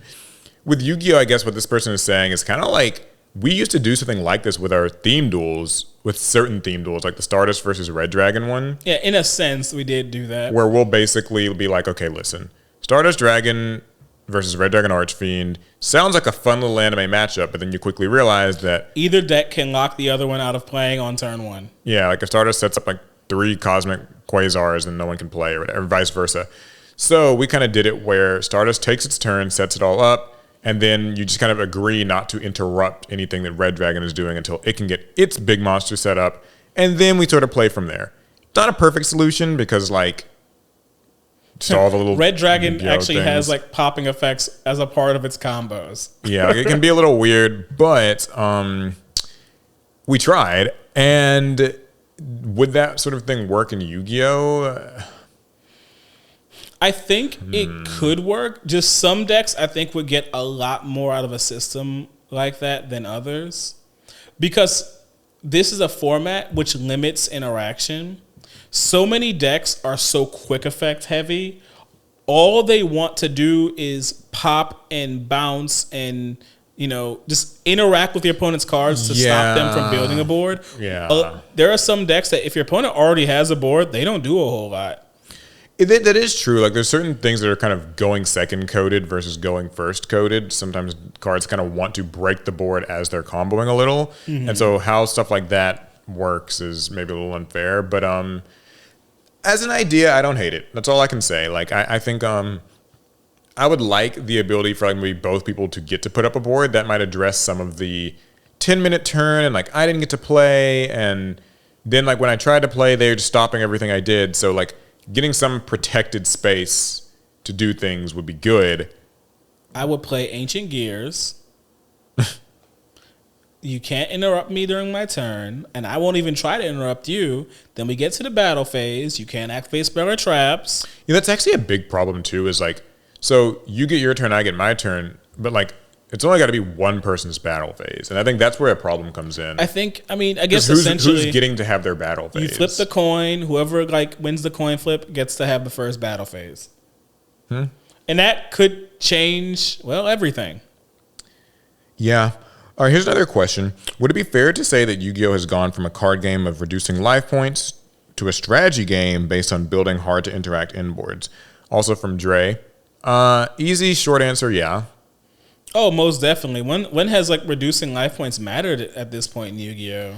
I think the best extra bit I can give to that question is that it's actually always low-key been that way. Like, even in early Yu-Gi-Oh!, card advantage and like kind of board presence typically meant more than the life point totals. Not to the extent that it's like today. Because at least back in the day, there were cards where like you want to get your opponent underneath like 1,000 life points so they can no longer pay the cost for like some Solemn thing. Well, Solemn's not a bad example because it's half life points. Not that Solemn, the other Solemn. Well, that wouldn't have existed. You're talking about like maybe Solemn like Strike, I guess. Solemn Strike. 15. Is it Strike 1500? Warning's 2000. I get what you're saying though, yeah. But essentially, there were considerations about reducing your brain control. That'd be like a good one. But yeah, I mean, for the most part, life points never have truly mattered in Yu-Gi-Oh. It's but kind of always been about your board. It's because like at the end of the day, you don't actually lose, so you lose your last life point, sort of thing. So like you can effectively play without that like mattering a whole bunch. And like we didn't have as many like quick effect interactions, but so the goal back then was to have a very layered board where, you know, your opponent you have monsters on board, but you also have back row behind them, and you have follow up cards in your hand to replace the cards you lose on board. That was considered a strong board. Nowadays, a strong board is, well, this monster negates that monster can't be interacted with, and this monster like spins 2 of your cards. Like, but I guess to answer the question, like it's become even more so about boards, but I think it always was like that, and now it's just far more pronounced. So now, Game 3 at a YCS, life is the king. Yeah, that's the only thing that matters in Game 3 at a YCS. That is true. Thanks to time rules and end of match procedures, Game 3 suddenly life points are everything. I'm siding in 3 Ukazi. Yeah, people are freaking Ghost Sister and Spooky Dogwood yeah. and like Firecracker or whatever. I'm either trying to burn you out or gain like 2,000 life points in one phase. Fiendsmith's Lacrima had to get banned for that. Like literally, you can just burn people.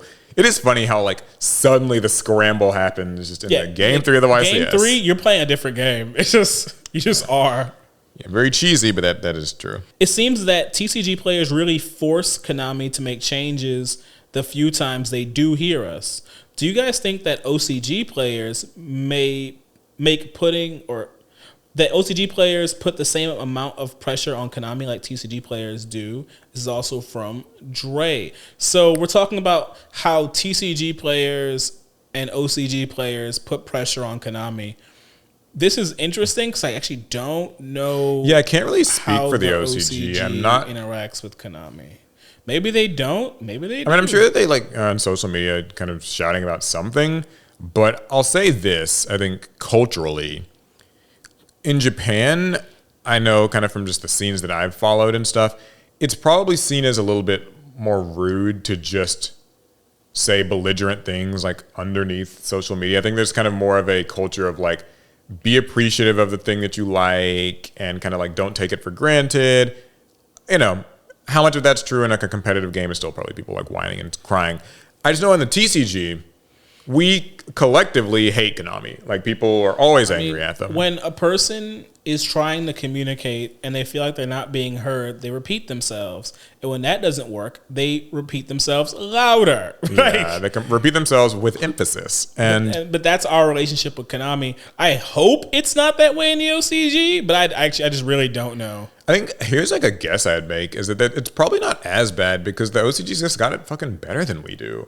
Like, you know, mixed rarity system, they get all the fun little products, they get more merch, like the card print quality is better. Like, I feel like you are far less likely to have scenarios where people feel like they're being hard done by because Konami takes care of its like Japanese players a lot better. It could be worse. I think they're closer to Konami compared to to how our reactions with Konami are. There's more of us. It's more of a macro scale thing, but I think Yu-Gi-Oh over in Japan might be more of a more micro interaction. More like intimate, you think? It's more intimate. They probably know the names of the people who run their game. Well, so I actually would say that might be a reason why they might be like more polite about it. Just because like if I'm familiar with the person, like in the West, if we know their name, then we can just scream and say, "You're the one who brought back Max C or whatever. You ruined this." But I think in Japan, like because of like face saving being such a big thing in that culture, I think like them knowing or being closer to that company could result in like more of a like, okay, like chill, there's a human being there. Maybe. You don't think so? Maybe not. I'm just not sure. I wish I actually just knew the answer. That's true. Ultimately, we just don't know enough about how OCG players communicate with Konami. When you put your Yu-Gi-Oh decks in storage, do you take out the hand traps and staple cards, or do you leave them in? That's a good question. It's kind of easy. I leave them in. I don't even move my cards around all that much. I wish that I could like take all my hand traps out and like switch them between decks, but I hate that shit. So I try my hardest to get the lowest rarity of any staples I can, like Common Ashes and Dark or No More, whatever cards, and I will bulk order those, and then just like those will stay in decks because I truly do not like having to like unsleeve and like move stuff around. I don't like physical, like just having to like adjust decks just to play a different deck day. Same. Kind We're of an both easy bad answer. Yu-Gi-Oh players. Truly, I don't think it's like a bad, but that's what I do. So, would limiting how much you can draw, summon, or use spells help fix modern Yu-Gi-Oh and attract new players? Since it would no longer be a 10-minute bloodfest that ends in an unbreakable end board. Oh, the age-old, should there be a summon limit thing? Well, we played beta format, and I can tell you that's not for everybody. And if you don't know what beta format is, beta format was a experimental official format that Konami pushed where you had 3 summons on a turn. One normal summon, one from extra deck, and then one from anywhere else. Yeah. And we played that with modern decks, and it was a little difficult. Because modern decks are not at all built to be limited. A lot of decks struggle to hold themselves back. So, and then there are some decks that thrive in like those limited summoning environments where it doesn't even feel fair. That's the thing. It's just the problem with kind of imposing these sorts of restrictions on an existing game rather than the game being designed around said restrictions is that there will be winners and losers, and it'll be very drastic.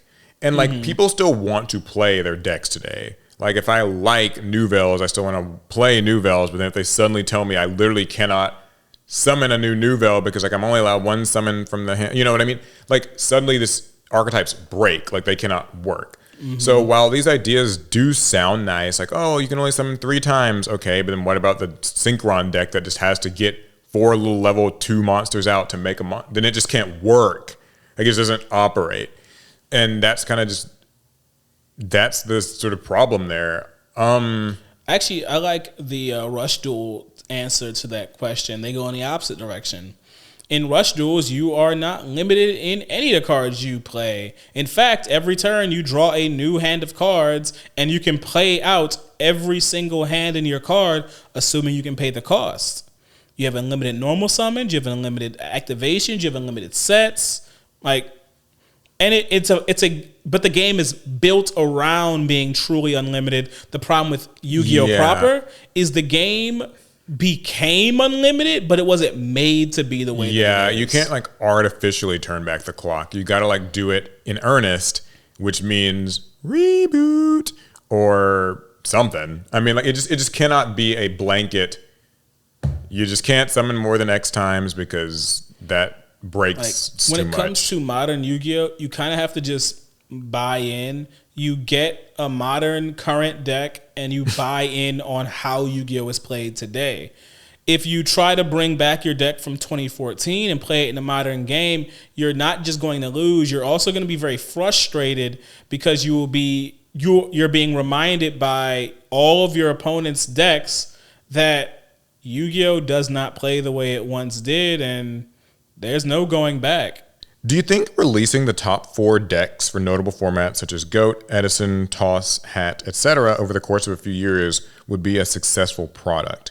And would it help bring new players into the game that maybe struggle with the deck building and shifting meta element of the current game? I've actually heard this. So this person is basically saying, like, in order to make maybe Hat or GOAT or Edison more accessible, we make, for Edison, for instance, a Blackwing Edison structure deck and a Heroes Edison structure deck and whatever the other 2 good decks in Edison are. But like, yeah, a Fairy Control. And so they're like these pre-made Time Wizard, like Edison things, and they're sold as a product. So that way the barrier to entry of like having to relearn those and get the cards is simplified. Okay. And that, like, in theory at least, would make these formats just more popular and like playable. All right. I'm going to start off pessimistic, but then I have an idea. All right. So first I'm going to knock it down by saying it probably would not do very well on the shelf because you're asking new players to even know what Time Wizard is and to know what Edison is, to know what Hat is. You'll have people who buy these decks off the shelf thinking, oh, I can try and play Yu-Gi-Oh again. This will be fun. And they'll walk up to a modern Yu-Gi-Oh player and start trying to play Hat against them. Woo! Then they're going to have the worst time they've ever had, and they'll be confused why the product they just bought got blown out the damn water. It's got to be made abundantly clear on a product like this what this is for. And when I say abundantly clear, like it almost to the extent that like you got to like tell the card shop owners if someone even comes in here and buy, like tell them to just make sure they know what they are buying because it just wouldn't work out. Now I want to get into my actual solution to that problem. I don't think this should be a normal product at all. Oh? I think it should be a product that is only available at like Yu-Gi-Oh events, like YCS's regionals, where they're holding Time Wizard events, and it's like Time Wizard signups are happening now. Come choose your deck and play in this event. Bro, you're so right. That's actually like that would be good because that's actually something that addresses a serious issue that Time Wizard has, where like instead of it being a product, I mean, I guess it can be a product you could buy and like that's fine, but what it really needs to be is like that needs to be at the public events table. Yeah. Like you are given this because nothing is scarier, or not even scarier, but it's like more uninviting than like you should play Edison. Like what's Edison? It's 2010 Yu-Gi-Oh. Okay, well I didn't play in 2010. What does that mean? Well, like here is a deck that just sort of it's pre-made, it's made well. Here's where I'm going to add a little bit of devil's advocate. Why Konami might not really want to do a product like this. Because then what else are you going to buy? Because like once you buy like this pre-made sort of Edison deck, you don't need anything else. Remember, the card pool is unchanging. This is a snapshot format. So if you're Konami, well, I guess I can make like a Blackwing Edison style Time Wizard product, and maybe a person will have to buy 3 of it. Like it'll only come with like 1 Shura. Ooh, that would be dirty. But even then, even after they've bought the 3, there's still nothing else for them to buy. And then you start releasing your Starlight rarity bumps. Yeah, so like maybe you can get you can try to like play around with that. Like kind of have some chase casino lottery type of cards. Alternate arts of Vayu. Because this actually comes up a lot in Master Duel as like a thing is, why doesn't Master Duel have like a Time Wizard GOAT type of like format eternally? And the problem is you never spend any more gems because once you've crafted your GOAT deck, you're just not going to ever buy new things. Like they can't really release a new selection pack for you to burn those gems on. You just would be stuck. And so Konami needs you to kind of have like a treadmill of products that you are incentivized to purchase. If only there was a way to unsnapshot the snapshot format. And then you get into that murky territory of like, well, what if they release new Edison cards and new like GOAT cards? And I strongly disagree with that. Then it's not Edison because or GOAT. Then it's not Edison or GOAT. And you know why? Because think about it, right? On paper, well, you just make new GOAT cards at like that power level. But if you're ever making a card intentionally for an old format to like fit in with the power level, it's going to just be made such that it's on the strong end of that power level to force people to get the card. Like, here's the thing about like Edison and GOAT. They're fun and they're cool, but there's also thousands of cards that weren't played in those formats. Even in 2010 Yu-Gi-Oh, there was like just junk and pack filler that no one ever used because it was not usable. And any new card you introduce, remember, we are introducing new cards to an established snapshot format. The only viable option is that these cards must be good. Like, they can't be bad. You can't purposefully make a shitty Edison insert card. Like, what would be you know what I mean? And then it's likely going to unbalance the format because unless it's a staple card that every deck can use, then only a few decks use it, and now those decks become the de facto best decks. And you might find yourself saying, well, like, they can kind of try to support every deck. Give, like, Heroes a couple cards, give Blackwings a couple cards, give blah, blah, blah. And then Yu-Gi-Oh's power creep is going to kick right in. Yeah, they're truly not playing that power creep will creep right in. So it's there's no easy solution. There's no easy solution, but to answer the question, I think that if they were to make these products, I agree with Alec's idea. I also agree with my idea. What if you're like, I don't agree with my idea? I've been that way before. So I've had an idea. I'm like, this is an idea I have, but I don't think it's a very good one. But it is an idea I have. From Jordan. So I asked you guys what your favorite Final Fantasy games, and here another question. Now that Expedition 33 is turning out to be very popular, do you think that Final Fantasy should go back to its roots for its next mainline installment and be turn-based, or should it stay more 3D action like 7 Remake and 16? Which do you prefer? Okay, so this gets into the non-Yu-Gi-Oh questions that people ask. There's a good chunk of those. I have not played Expedition 33. I've seen a lot of gameplay of it. It kind of has that Persona look to me with It's a Final Fantasy graphics, but like Persona gameplay. I would call it a hyper stylized turn-based like RPG. Right, and I know that has like raised a conversation of it's just like, maybe Final Fantasy should be going back to this instead of these new like action, Final Fantasy 16, 15 kind of action-based games. I know for a lot of people that has like fan bases split hard down the middle, like Final Fantasy's lost its way, or well, if they went back to this, then they would lose their identity. So many things. So what do you think? I honestly think at some point the minds behind Final Fantasy did not really. I don't think they wanted to make turn-based games anymore. I'd even go as far as say maybe they didn't want to even make them to begin with, because I feel like in games like Final Fantasy like 12 and maybe 10 to some extent, like they really wanted you to forget that you were taking turns in these games. I think this came up in an interview. It was because 12 is a better example for me. That's one I remember the best. In 12, they had the like active battle system, whatever you call it, ATB, or whatever. And you were able to control your characters, but you couldn't just attack as much as you wanted. You had to wait until that character's turn happened, and you could attack. But they were trying to just essentially hide that you were playing turn-based still by giving you free movement in the game. And so the games after that, we move to like 13, 14, 15, and then we move straight into action. And I truly think that is what Final Fantasy wanted to be at the end of the day. That turn-based like combat styling may have been what we grew up on, and it may have been what made Final Fantasy like a popular cult like thing, classic phenomenon. Yeah. But I don't think they actually wanted to be in the turn-based box. Yeah, I remember reading about this in interviews. They were sort of saying that this is what has allowed them to make fights more cinematic and feel more immersive, and it's like a storytelling benefit.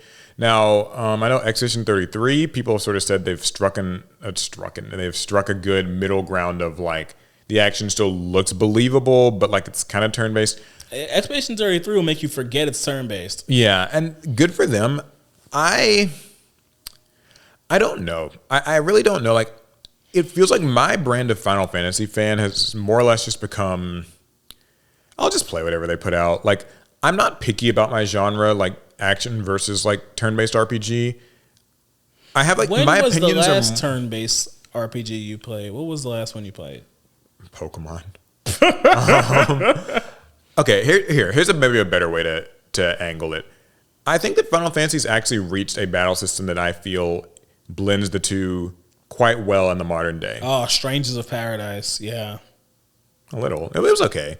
I think that actually the 7 Remake series has done it, because having seen like, what 16's battle system is like, I think it's too Devil May Cry like combo too fighty damage stuff. Spongy, Jesus. Yeah, they have to make a lot of their enemies just take a lot of hits.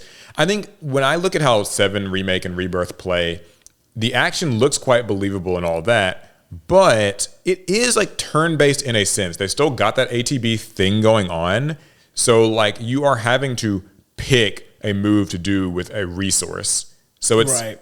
There's a turn-based vibe there, but it's not like fully there. And so, yeah, like I think that if they were to kind of keep that battle system from 7 Remake and just polish, fine tune it whenever there's like a new, like for 17 or 18 or whatever new Final Fantasy games, I'd be okay with that. I think that 16 maybe leans too deep into action.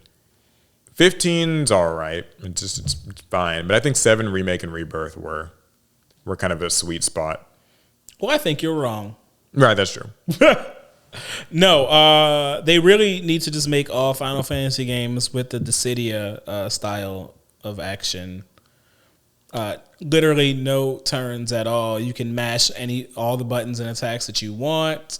There's virtually no rhyme or reason with this very strange battle system. It has brave points, and then they don't actually deal damage. They just build your points, and you use your damaging attacks, and then you cash in your points. Very strange, and I think that's what we all deserve. You want to argue about battle systems? Let's all play Dissidia and suffer together. Well, this next question says, curious about Paul's entire MCU journey. You've mentioned over the course of the podcast that there's a bunch of the MCU you've not seen. As someone who has seen all the MCU, even all the TV shows and every movie, I'm curious how you're not just completely lost.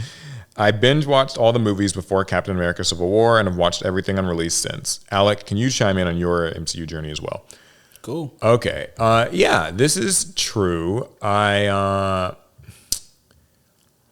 do have a unique relationship, I think, with the MCU. For sure. I'll answer the question by starting from where I started.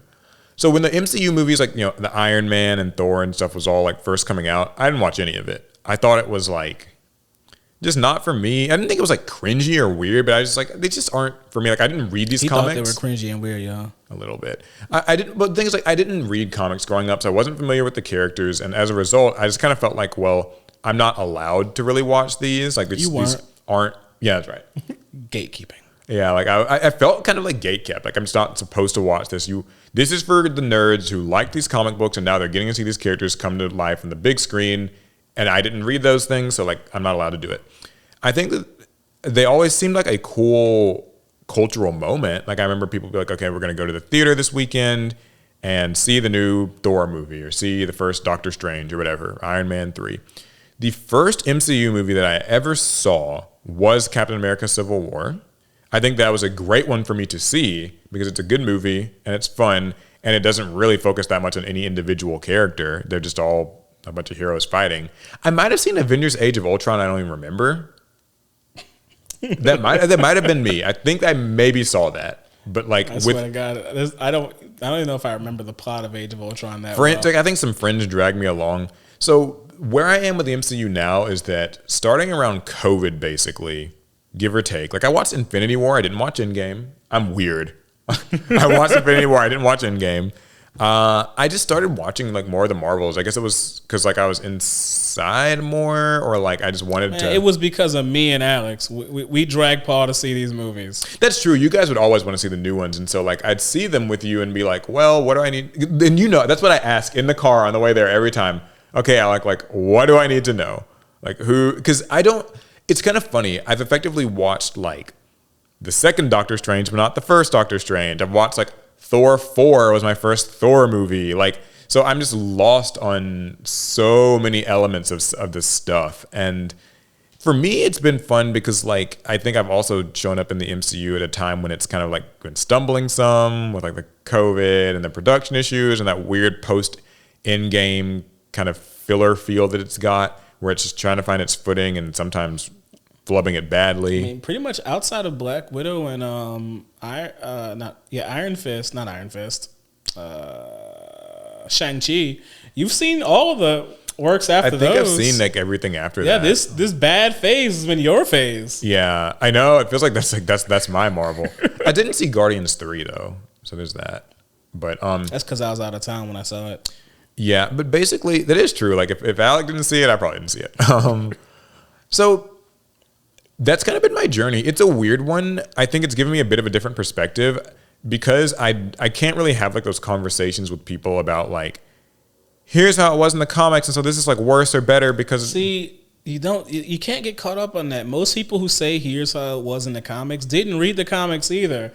They watched a YouTube video or were on a wiki, and that's their entire perspective on comics. Yeah. And I also find that like it sort of makes me more I guess I'm more critical of the movie that I see in the theater as opposed to like the greater whole, because I haven't done my Marvel homework. So like I'm never like, we'll watch these movies and like you two are always like, oh, there's so many Easter eggs in this. I'm just like, where? There's typically a lot of Easter eggs. I'm just like, where were the Easter eggs? Like I didn't recognize any of this. I've gotten a better eye for recognizing what I think is intended to be Easter eggs now. So like I still won't know what the reference is, but I'll be like, oh, okay, I can tell this means something. That's supposed to be something for like the people who know. So yeah, and I guess fast forward to the very present day, and I am, the last couple things that have come out, I liked Thunderbolts. Brave New World was middling, but a serviceable enough movie. Daredevil Born Again, all right. I think, And Agatha All Along. Fiend for them Netflix ones. I'm a fiend for the Netflix Defenders stuff. Great. And Agatha All Along, also a bop, real banger. Looking forward to Fantastic Four. I don't know anything about Fantastic Four. I never watched the Fantastic Four movie, even the old ones. And there have been a few. And I will be watching Ironheart. I know that one's not like getting as much press really, but that's because it was announced so long ago that a lot of people forgot about it. So sorry, I know that was a bit of a ramble, but that's my MCU journey. Nice. I'm nowhere near as in depth as Alec or Alex or Chris, but that's where I am. So. All right, real quick, I'll tell you about my MCU journey, y'all. So I hate the MCU, and it's not. And you probably wouldn't expect that from someone who's read a lot of comics, who's watched virtually all the MCU movies. But I kind of hate the MCU, and it's mostly because of what the MCU has become. It kind of encapsulates some of my biggest issue with comics in general. So I've read a lot of comics, and I actually kind of hate comic book storytelling. I'm a closure junkie. I like complete endings. I want my characters to walk off into the sunlight and never do anything ever again or die. I like definitive endings. And comic books don't do that. In comic books, a character dies and they come right back in 2 arcs when people stop reading the comic book. And the MCU is kind of just like that, but even worse on because crack. they have less time to work with. So they can't even really have a fake good ending. Everything just has to lead straight into something else, unless the actor decides, they don't renew their contract, and then they have to have a lame ending. I know exactly what you mean. I get very frustrated because every time there's a good ending in anything like superhero related, they have to undo it because it made so much money they paid to get the actor back. Yeah, I will add to that Marvel movies have kind of made me 2 quick things, actually. Mm-hmm. The first is that for people listening to this podcast, I think if you're like on episode 109 or whatever with us, you've probably picked up on this. Alec and I are the type of people who like we can say we love something and fucking hate it. Like that's 2 sides of the same coin. We're 2 sides of the same coin. So don't take our words too literally as in like we hate the MCU and should burn it down. No, we're saying like we watch the stuff and we hate some parts of it really badly. Anyway, okay. The point I was going to make is the MCU, I really have started to despise post-credit scenes. I do not like the way that they do them. I think that there was a period of time where maybe they kind of popularized and it was like new and cool. And it was like, stay till after the credits roll. Like it's a fun surprise. But the place that it's gotten to now where like you're expected to stay and there's also 2 post-credit scenes and one's really just like, one's like a weird trailer thing. And it gets into that problem you're describing where like, you just know the movie can't actually end. Like, because there's got to be the post credits that let you know this character's actually alive or this person's turned evil or, it's not objectively bad. Like, if you're a fan, it's exciting, I'm sure. But for me, a person who wants my isolated theater experience to be good, like, I want the movie I paid and got a ticket to watch to be good and, like, kind of come to a resolute end. Post credit scenes do not allow that, or they impede on that somewhat. Because I base stories almost purely off of how they end, and I know MCU stories kind of can't do that. I mean, there are examples of them ending, but there are very few and far in between. I actually get my enjoyment of the MCU from the things most people don't enjoy. So I like slapstick comedy that does not lend itself well to the narrative. So like I love Ant-Man, I love Guardians, I love the last Thor movie. Why? Because they at times completely ignore their own plot lines for punchlines. Yeah. And that's good enough for me. Because I don't look for good stories when it comes to MCU movies. I look for, did I enjoy myself in that theater? Did I laugh? Did I cry? Good enough. That's all it needs to be. I typically, even though I watch everything, I typically don't watch them more than once. There are exceptions. For sure. Yeah, I'm not much of a double watcher of these. I will rewatch the first Avengers movie. I'll rewatch the first Guardians and the last Guardians. I will rewatch. I haven't done it yet. I will rewatch the last Thor movie because I actually just find them entertaining to watch in general. Like I completely ignore the stories of them, mostly because you oftentimes don't end, except for Guardians. I did like that ending. I swear to God, if I see Peter Quill again, there are only two Marvel things I will rewatch. I will rewatch pretty much any of the Defenders shows, namely Daredevil or Jessica Jones, the two ones I really like. And I like rewatching the Spider-Man films because despite being part of the MCU, I think that they managed to be good standalone films, sort of, kind of. So like, I'll rewatch those. I mean, I say I'll rewatch them. That tends to mean like maybe I saw it once in the theater, and now if like a different friend wants to see it, I don't mind going to the theater to see it again. It's like that kind of energy. I haven't seen a Spider-Man movie I want to see again yet. The older Spider-Man with Tobey Maguire and Andrew Garfield, I think because they were less ambitious, and so the plot lines are a lot closer.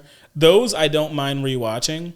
But Tom Holland's Spider-Man run, the only one that I would want to see again is kind of the first one, and I think it's because they were just less ambitious with that story. Fun fact: I've never seen Homecoming.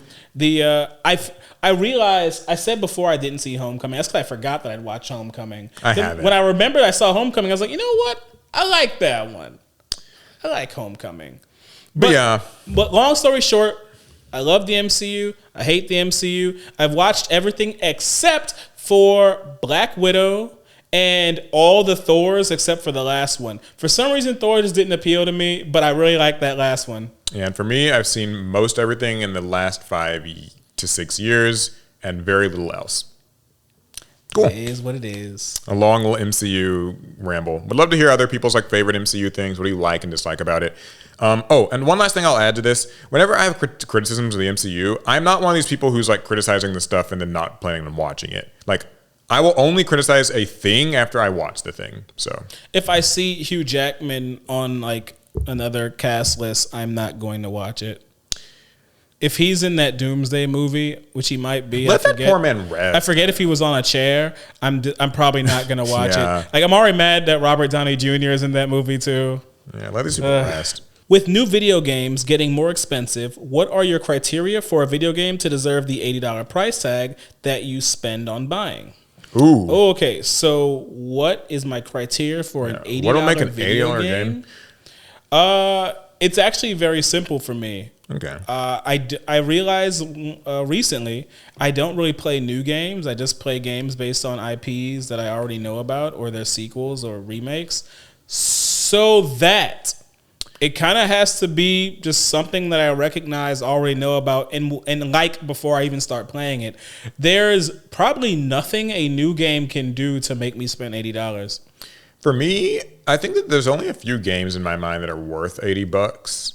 I think that it just, for me, comes down to like playtime and hours. Like a Super Smash Bros. Game, which like I might literally like theoretically play for thousands and thousands of hours, is worth $80 to me. If Yu-Gi-Oh! Master Duel cost $80 to download, it would be worth it to me. I've clocked like 2,000 hours of game time on that. He's still got to collect gems to get cards. Yeah, maybe that have to be a little different, but you know what I mean.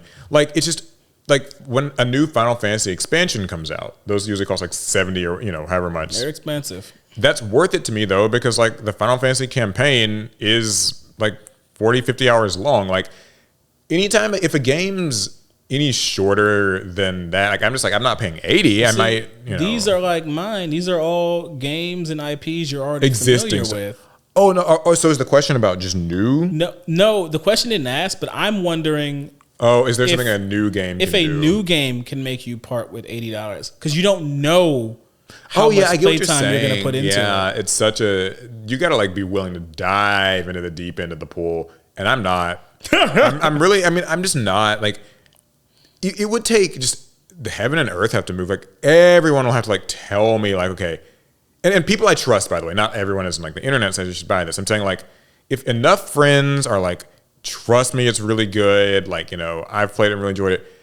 That'll at least get me thinking. I'll still wait for the Steam sale. Yeah, exactly. Like I'm at the point now where it's like, I'll just wait on the Steam sale. Like $80 is a lot. Like somebody was asking me if I'm going to get a Switch 2. And my answer is no, because there's something I want to play on it. The thing is, I think that new Mario Kart is theoretically worth $80. Like you said, it's still an established game that I already know about. Like Mario Kart's worth it because it'll like always be a social party game and it never really gets old. But like, it's really rough that games cost that much, because I think it does make, as a consumer, you just have to be very selective. $80 is $80. What you want to like. Yeah. That $80 is the same regardless of what game you spend it on, but every game is not equal. It makes you so risk averse. Yeah, it makes you risk averse. Like, we were just watching that State of Play, and like we were seeing the games that you get excited about are kind of just things you recognize. In that way, I see why studios making movies and games and stuff play it safe, because playing it safe makes an easier safe sale for the customer. I feel zero doubt whatsoever that like, Final Fantasy VII whatever the third part is, revitalize or something, regurgitate.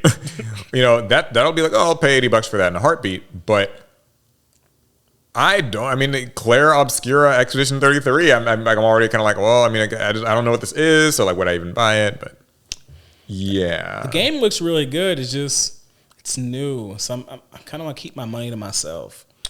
Okay, here is another question. After this, I'm going to actually, I think, just skip the last thing. Okay. Hey, this question is from Mecha Dragon 101. What up, Mecha? Now that we've established how big of a bookworm Alex and Alec are, have you two, or Paul, ever read fanfics from any community before? Are there any fanfics that you're reading now? Do you even like fanfics? Thanks for answering my questions. Can't wait for the pod. Fanfics. So this takes me so far back. For me, it's a dark story. I have a history that's like light but far back. But you first. All right. Mine is short. So I do not have a fanfic history because I did not have internet until I got to high school. And once I did have access to internet, I did end up finding fanfiction.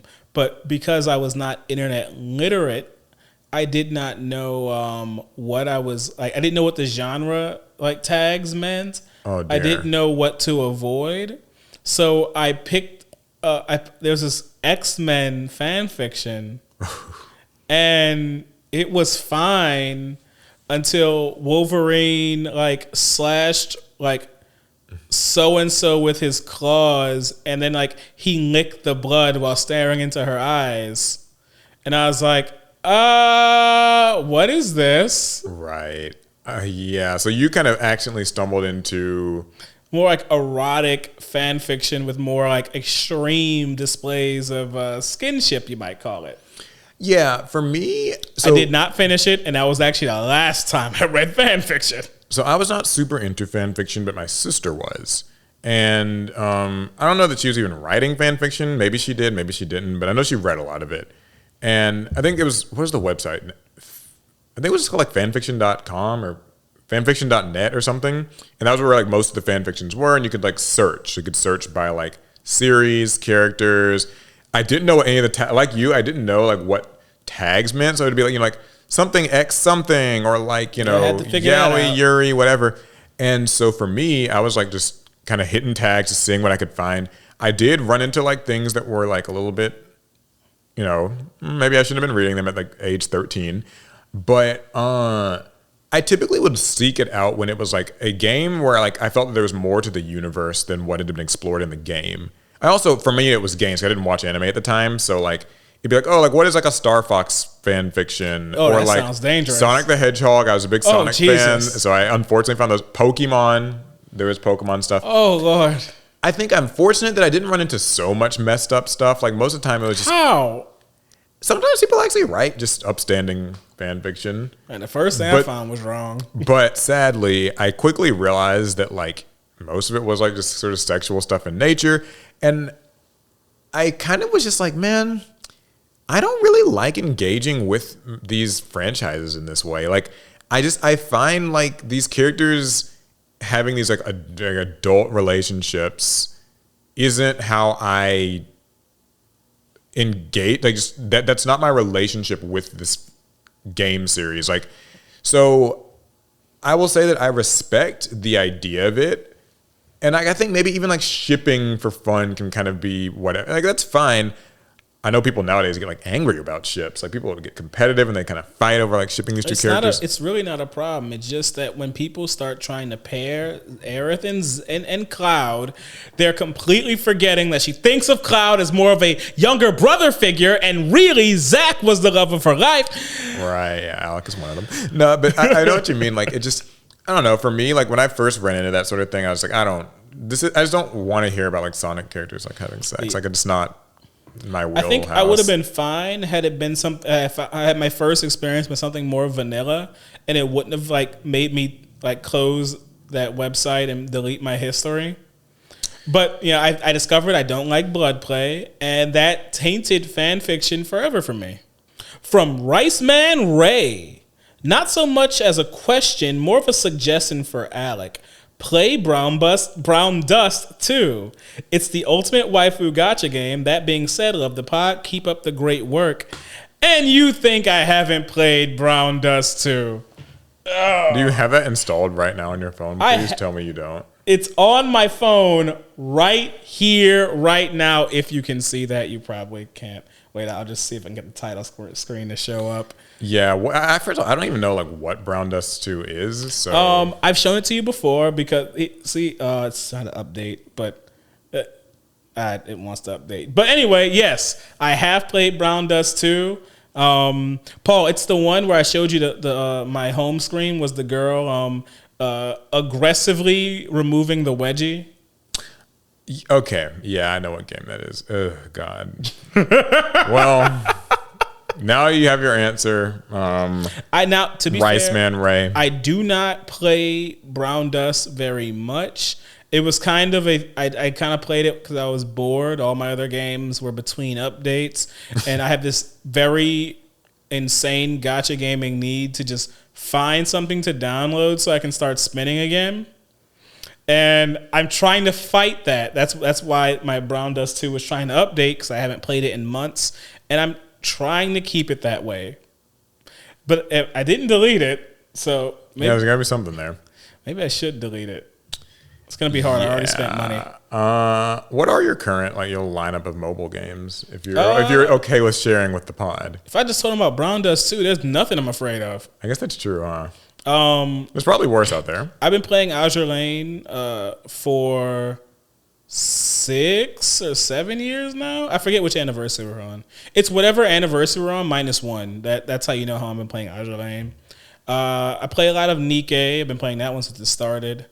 Zenless Zone Zero, Honkai Star Rail, and Wuthering Waves. Yeah. Those are 2 of the bigger mobile games, or 3 of the bigger mobile games that I play. Seems like so much to keep up with. Yeah, it's pretty much impossible. I've recently re-downloaded, deleted, then deleted Snowbreak Containment Zone again. I did end on deleting it again. I got to stop going back to that. Like a Toxic X? I have a problem, guys. I have a problem. I mean, I know you play like TCG Pocket. Yeah, we're still not done. Do you think I was done? I was not done. I didn't know if you were only doing like the kind of gotcha collector girl games or. Yeah, Pokemon TCG Pocket, SD Gundam G Eternal, and those are the current mobile games that I'm playing. The only one I'm playing is Master Duel, and I don't actually play it on my phone. I've never I been play able some of those on my to PC. get into mobile gaming, but I think it just probably didn't hit me at like the right time or. You're probably just adverse to like long, unfulfilling grinds and or spending money, because that is the nature of like mobile gacha gaming. Either you go almost completely free to play and you're in it for the long haul. You're grinding almost every single day, getting very few rewards every day, but they slowly build up, and eventually you can spin for the waifu or husbando of your choice. Or you hit the 99.99 package and you get your premium currency, and you just spin to win. Spinning at your stuff. Yeah. Like, if you are not a fan of either of those two ways of playing, then mobile gacha gaming is not for you. I would, however, like to introduce you to Fortnite. I know. I tried to play one once. It was the Nintendo one. I don't even remember what it was called.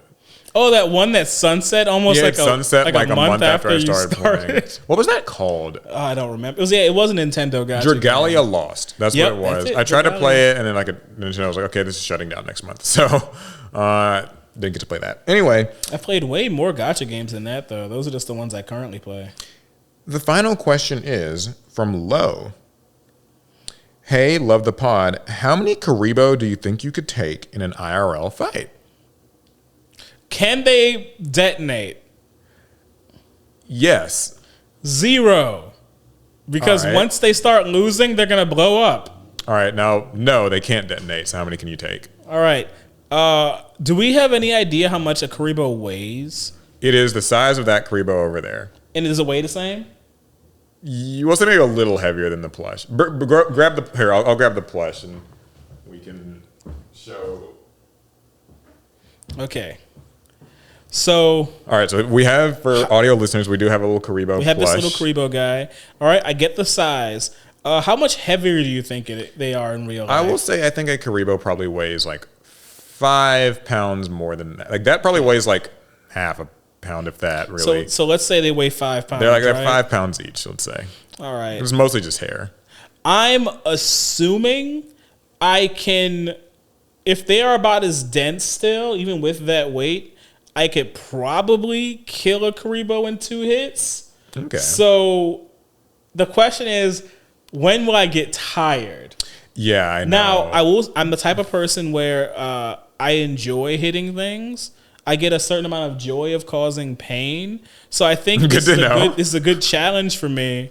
But I'm also not in the greatest like physical condition.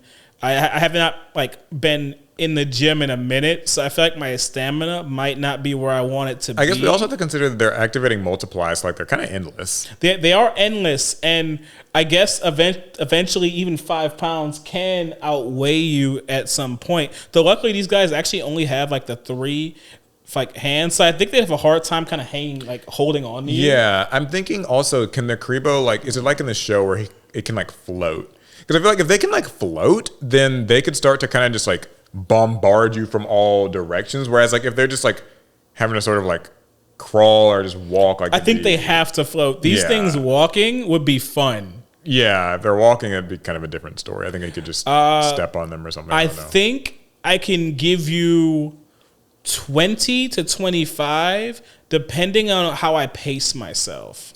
I'm not very strong, so we'll say for me it might take like 3 or 4 hits to like knock one out. And I think that I could probably get to like 20 Kuribohs, like, maybe. I don't know.